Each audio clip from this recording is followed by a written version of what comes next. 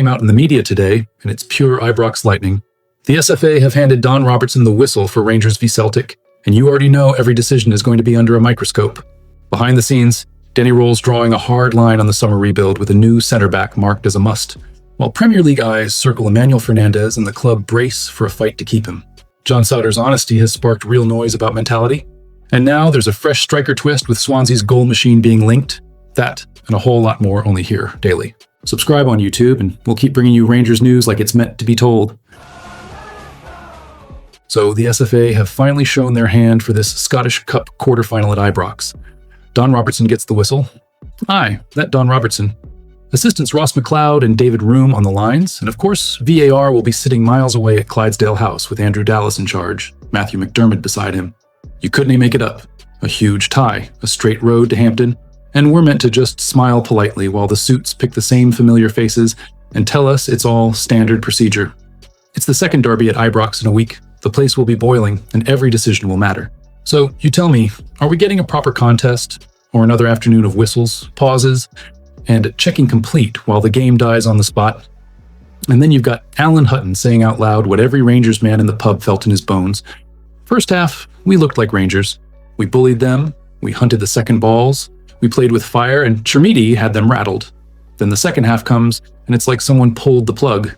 We stop reacting, we stop winning the scraps. We let the momentum drift, and Celtic crawl back into it because we let them breathe. Hutton's right to call it alarming, because it is. That drop-off is just football. That's a mentality wobble, and it keeps costing us when the pressure hits. So here's the question, plain and simple. When it turns ugly on Sunday, do we stand up like Rangers, or do we fold again? So now we're getting the usual exclusive whispers. Rangers are making a new centre-back a key priority for the summer. Good. About time. Because anyone with two eyes can see we're light at the back, and living off loans like it's a wee charity shop bargain bin is no way to run Rangers. Cornelius and Diga are apparently heading back to their parent clubs, and the word is, the club don't want to be scrambling for more short-term fixes next season. That's the point. Permanent signings, proper defenders, men who will take the ball in the teeth at Ibrox and not hide when it gets noisy. If the board really are backing Roll again, then back him properly. Not with panic loans and last-minute opportunities. With a leader, with a presence, with someone you can trust when the game turns.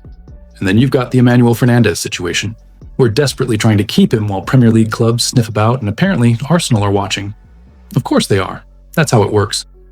We polish a player, Scotland's media starts drooling over the step up, and suddenly it's framed like Rangers should be grateful for the attention.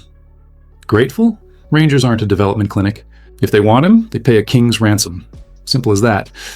Now add this into the mix. John Souttar comes out after that 2-2 and basically says the supporters are right to question the mentality. Honest? Maybe? Helpful? Absolutely not. That's the captain giving the press a loaded gun and pointing it straight at the dressing room. You can already hear the headlines being typed, the usual crowd circling, the same tired narrative that Rangers can't handle pressure.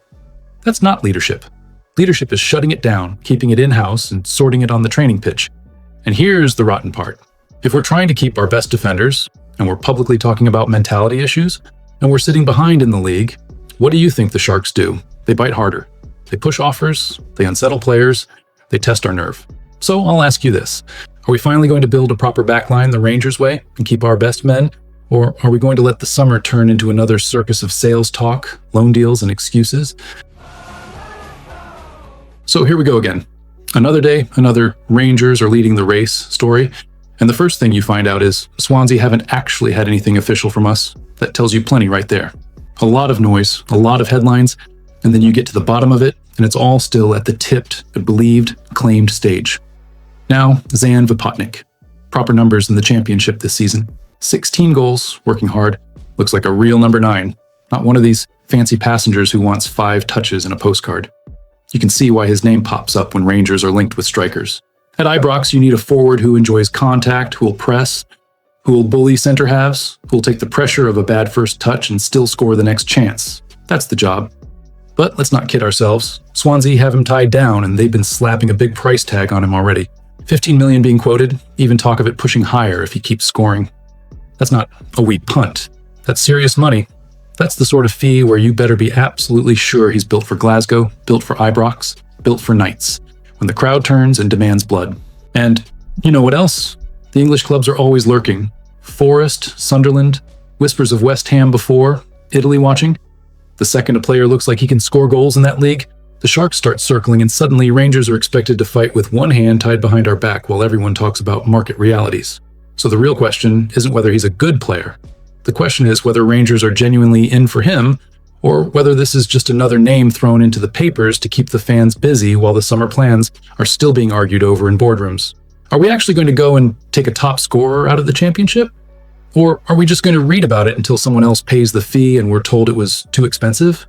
Aye, before you go, get stuck in down below. Tell me what you make of it and where you stand, because I want to hear it from proper Rangers people, not the usual noise. And if you've not subscribed yet, just hit it now. We're on here every day talking Rangers the way it should be.